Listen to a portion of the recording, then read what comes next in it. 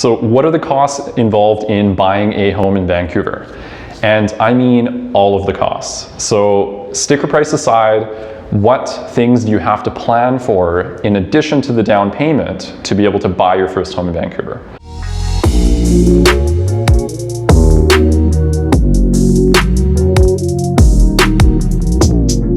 Hey guys, so for those of you that haven't been here before, I am Van and I'm a real estate agent at Oakwind Realty downtown here in Vancouver. And what I'm going to be doing is putting out a series of informational videos to kind of walk through the different steps in the buying and selling process to answer all of the questions that I get on a day-to-day basis. Hope you find them useful, and yeah, let's jump in. So the first cost that you're going to want to start thinking about is the down payment. Now, the down payment is the one that most people are familiar with. Here in Vancouver, the minimum down payment that you can put down on a property is 5% if the value of that property is $500,000 or less. If the value is between $500,000 and $1 million, you're looking at 5% on the first $500,000 plus 10% of the difference. So let's look at an example here. If we're looking at an $800,000 property, you'd be paying 5% on the first $500,000, which is $25,000, plus 10% of that additional $300,000, so $30,000 more, for a total of $55,000 for a minimum down payment. So the second cost to think about is mortgage default insurance. Now keep in mind, this only applies to you if you're putting down less than 20% on the property. And basically what mortgage default insurance is it protects the lender in the event that you default on your mortgage. So since you're putting a smaller amount down, the lender looks at you as a higher risk, and they basically require you to purchase this additional insurance. So cost for insurance can vary, but typically it's between 2 and 4% of the loan amount. So if we look at an example where you're going to be buying a $500,000 property, let's say you're putting the minimum down, 5%. So you're putting $25,000 down and you're getting a loan for $475,000. Let's say it's going to cost you 4% for mortgage default insurance. So 4% of that $475,000 is going to be an additional $19,000 that you're going to be paying for that mortgage default insurance. Remember that most people don't actually pay this out of pocket up front, and they end up rolling it into the total mortgage cost, so they're paying it monthly with their mortgage payments. So next cost, inspections.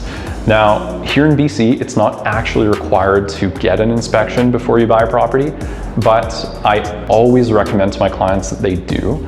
And reason being, for the small price that you're going to pay, usually somewhere between $400 and $700 depending on the property, it's totally worth it, in my opinion, for the peace of mind going into that transaction knowing that you're buying a property that's structurally sound. So inspectors are, professionally qualified to go in and look at things that us as regular people might not notice. They'll look at things like the piping, the foundation, the roof, the electrical, all sorts of things. So at the end of that, you'll have a comprehensive report that you can go through, and you'll know going into that purchase if anything's wrong with the property. And then if, for instance, there is an item that is going to cost $10,000, for instance, to fix, you can maybe renegotiate with the seller on the price of the property before you remove those subjects. So all in all, I always recommend getting an inspection. It's worth the $400 or $500, whatever it'll cost you, to know that you're buying a property that's in good condition. All right, next up is the deposit. So I kind of contemplated not putting this in here because it's technically part of the down payment, but those two things get confused very often, so I figured I would mention it.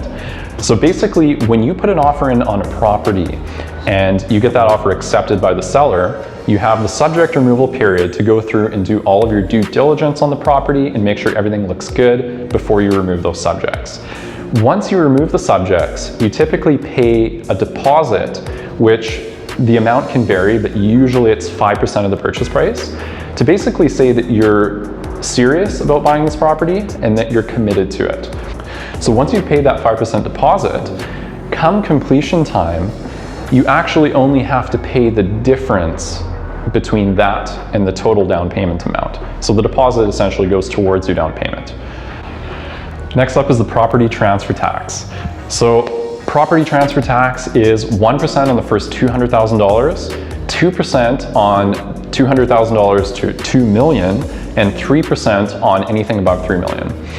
And this is typically payable on the completion date. So you're gonna have to have those funds available.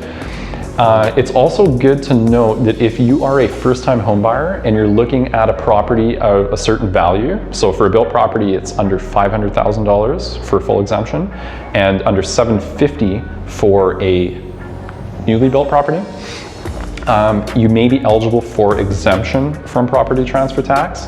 So it's always good to keep that in mind and bring it up to your lawyer if you are wondering. Next cost, home insurance. So I can't actually give you a number on this because it's going to vary depending on the property and your personal circumstances, but just know that it's typically an annual cost that is paid up front. So you're going to have a little bit of funds available for that. Now keep in mind that when we put in an offer on a property, we typically include a subject clause in there that says the contract is subject to you being able to get home insurance and for that home insurance to be reasonable to you. So in most cases, you will be able to get a quote before you remove subjects and you'll know kind of ballpark what that home insurance is going to cost you. So the next cost is GST. So this one causes a little bit of confusion with people and it's understandable why. So on a resale property, you typically do not have to pay GST if you're buying that property because the sellers have already paid it. Now, if you're looking at a new build that hasn't been lived in yet, GST will apply, and that's 5% of the purchase price. So that's typically paid on completion. Where it gets a little bit blurry is when you're buying a resale property that's been substantially renovated. So meaning like totally overhauled minus say like the foundation or the roof. Then in those instances, GST may be payable on the property. Like I said, it's in a very small percentage of cases, but if there's any confusion or any uncertainty around that, I definitely recommend getting a legal opinion on the matter so that you're not hit with that additional 5% GST that you didn't think you had to be paying. Next up is property appraisals. So some people confuse appraisals with inspections, and they are two entirely different things. So an inspection is for your own peace of mind, knowing that the property is in good condition, whereas an appraisal is actually done by the lender who is going to grant you a mortgage on the property. So basically, a lender wants to know before they grant you a mortgage if the property that you're buying or that you've offered a certain amount for is actually worth that before they invest and give you the mortgage. So they'll go in, typically they'll send a third party in and they'll look at things like, you know, is the property in good condition? Is it worth what you're paying for it? Does it have the correct number of bedrooms that you said it did? If it's tenanted, are they actually getting market value rent for that rental unit, and so on. So, you know, typically an appraisal can cost between $300 and $500, but in a lot of cases, the lender will actually cover that cost. So it depends on your lender, on your specific circumstances. So you can plan to potentially pay that or have it covered by your lender. I would definitely look into that. So next up are the legal or notary fees. So here in BC, you can actually choose to have either a notary or a lawyer prepare your documents for closing. So that process is called conveyancing. So it's basically come completion time, the lawyer or notary is going to prepare all of the documents that basically transfer title from the seller's name to your name. So the cost for legal fees can vary. It's typically between $700 and around $1,200 or $1,400, depending on the service that you choose and the complexity of the transaction. So that is another thing to plan for, to pay for on completion day. So next up are the adjustments. So the seller's lawyer will typically prepare what's called a statement of adjustments. And basically what it does is it shows who's paying what. So things like the purchase price, the deposit, and it will prorate any property taxes as well. So say for instance, you're buying a property in October. Now the seller has already prepaid property taxes for the entire year. So essentially when the lawyer creates that statement of adjustments, they're going to have to adjust it so that you're paying the seller back the amount of property taxes for that portion of the year that you're living in the home. Also, if you are moving in before the seller has paid property taxes for the year, the seller will actually have to credit you for the length of time that they lived in the property. All right, the last cost to think about is movers. Now, I'm not going to give you a quote because it varies hugely depending on who you hire, the amount of work that they're going to be doing, if they're going to be packing up for you as well. So I won't try to quote that, but just keep that in mind. A lot of people overlook a moving cost. So definitely start calling around early, start getting quotes from different companies, and have a budget for that. All right, guys, that's it. Thank you so much for watching. If you made it all the way through this video, congratulations. I don't know how you listened to me for that long. No, but seriously, thank you so much for watching. I hope you found it valuable and you got some good information from this video.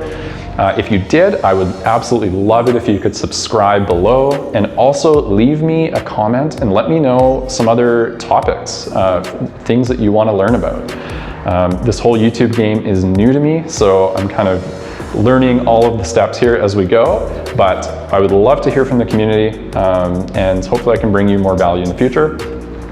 So for now, enjoy the holidays coming up, stay safe, and yeah, we will talk soon.